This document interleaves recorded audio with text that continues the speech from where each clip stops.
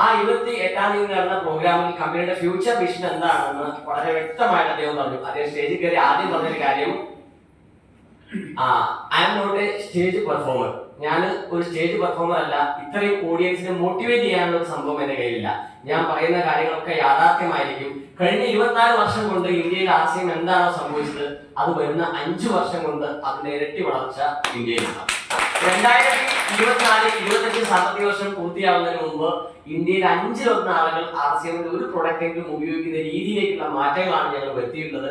അത് മാത്രമല്ല, 24 വർഷം പിന്നിട്ടതിന് ശേഷം 25ാമത്തെ വർഷത്തിലേക്ക് കടക്കുന്ന ഈ കാലഘട്ടത്തിൽ RCM ഇന്ത്യയിൽ നിന്ന് പുറത്തേക്ക് കടക്കാൻ പോവാം. നമ്മുടെ വലിയൊരു ആഗ്രഹമാണ്. നമുക്കറിയാം, ഇന്ത്യയിൽ നിന്ന് പുറം രാജ്യത്തേക്ക് ഏതൊക്കെ രാജ്യങ്ങളാണ് ഫസ്റ്റ് കമ്പനി ലോഞ്ച് ചെയ്യാൻ പോകുന്നത് എന്നുള്ളതിനെ കുറിച്ചുള്ള ഡീറ്റെയിൽ ഒന്നും നമുക്ക് കിട്ടിയിട്ടില്ലെങ്കിലും ലോകത്തെ ഏത് രാജ്യങ്ങളിൽ പോയാലും അവിടെ ഏറ്റവും കൂടുതൽ ഗുണം ചെയ്യാൻ